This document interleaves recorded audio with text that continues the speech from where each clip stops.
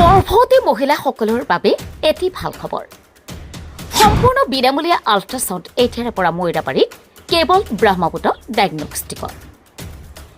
অসম চৰকাৰৰ জননী শিশু সুৰক্ষা কাৰ্যক্ৰম আঁচনিৰ অধীনত মইৰাবাৰী অঞ্চলৰ সকলো গৰ্ভৱতী মহিলাই এই সুবিধা লাভ কৰিব পাৰিব।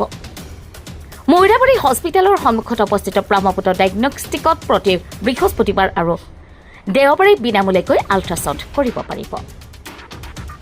কি লাগিব? চৰকাৰী MPC কাৰ্ড অৰ্থাৎ বেজী কাৰ্ড লগত লৈ অহাটো বাধ্যতামূলক। অন্য সুবিধা ইয়াত তেজ পৰীক্ষা আৰু অন্যান্য প্ৰয়োজনীয় টেষ্টটো অতি সুলভ মূল্যত কৰা হয়। অধিক তথ্যৰ বাবে যোগাযোগ কৰক 7002857175 নাইবা 9365231324 আৰু 7002344694 নম্বৰত। নিজৰ আৰু আপোনাৰ অনাগত শিশুৰ সুস্বাস্থ্যৰ বাবে আজি পৰীক্ষা কৰাব।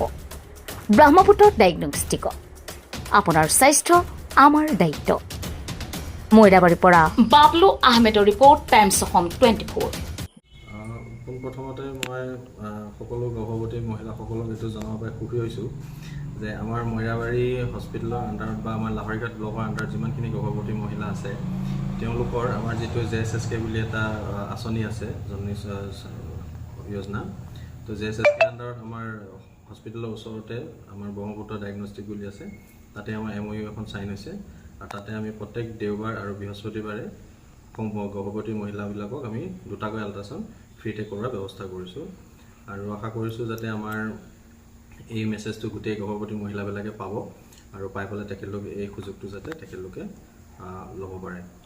সকলে আল্ট্ৰাচাউণ্ডটো কৰিব আহোঁতে তেখেতলোকক যিটো আমি MCB কাৰ্ড আমাৰ ফালৰ পৰা দিয়া হয়, এইটো সেই কাৰ্ডখন লাগিব তেখেতলোকৰ। আৰু সম্পূৰ্ণ বিনামূলীয়া হ'ব? সম্পূৰ্ণ বিনামূলীয়া। প্ৰথমতে মই অসম চৰকাৰ বা ভাৰত চৰকাৰক এনেকুৱা এটা প্ৰশংসনীয় পদক্ষেপ লোৱাৰ কাৰণে ধন্যবাদ জ্ঞাপন কৰিম। আৰু এনেকুৱা পদক্ষেপে যেনেকৈ মাতৃৰ মৃত্যুৰ হাৰ আৰু শিশুৰ মৃত্যুৰ হাৰ কমোৱাত অৰিহণা যোগাব, যথেষ্ট অৰিহণা যোগাব। ইতিমধ্যে সকলো গৰ্ভৱতী মহিলাৰ কাৰণে যিমানখিনি প্ৰয়োজনীয় তেজৰ পৰীক্ষা থাকে প্ৰতিখন চৰকাৰী হস্পিটেলত বিনামূলীয়াকৈ হয়। আল্ট্ৰাচাউণ্ডৰ কথাটো খালি অকণমান আমাৰ অভাৱ আছিলে। আমাৰ মইৰাবাৰী এই বৃহত্তৰ অঞ্চলত যিটো চৰকাৰে যি সুবিধা দিছে, ব্ৰহ্মপুত্ৰ ডায়েগনষ্টিক লেবৰেটৰীৰ যিটো টাই আপ হৈছে গভৰ্ণমেণ্টৰ, অত্যন্ত প্ৰশংসনীয়। এইটো আল্ট্ৰাচাউণ্ড সম্পূৰ্ণ বিনামূলীয়াকৈ হয় গৰ্ভৱতী মহিলাসকলৰ কাৰণে।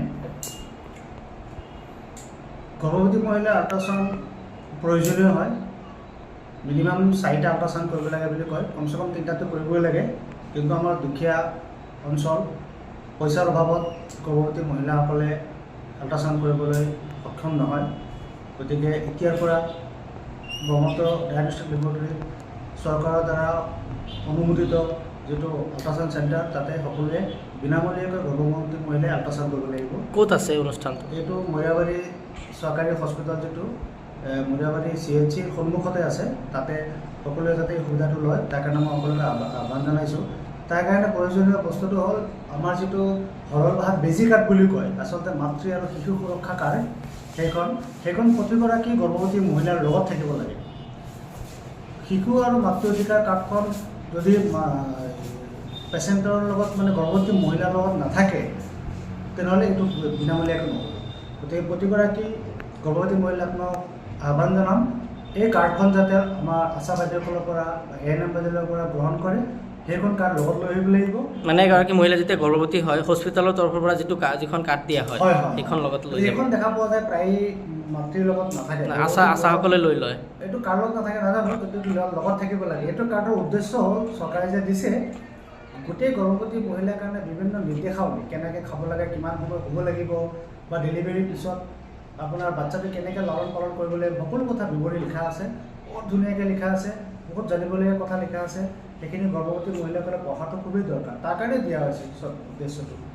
এইটো সেইখিনি গৰ্ভৱতী মহিলাৰ লগত নাথাকিলে ইয়াৰ উদ্দেশ্যটো বিফল হ'ব। যাই হওক, মই ক'ব খুজিছোঁ অত্যন্ত প্ৰশংসনীয় পদক্ষেপ অসম চৰকাৰৰ। খালি আমাৰ সুবিধাটো ল'ব লাগে, চৰকাৰী আঁচনিৰ সুবিধাটো ল'ব লাগে। তাৰ কাৰণে আমি চবেই জানিব লাগিব যে ইয়াতে ফ্ৰী আল্ট্ৰাচাউণ্ড হয় বুলি। আৰু সকলোৱে সুবিধাটো ল'ব তাৰে আহ্বান জনাম।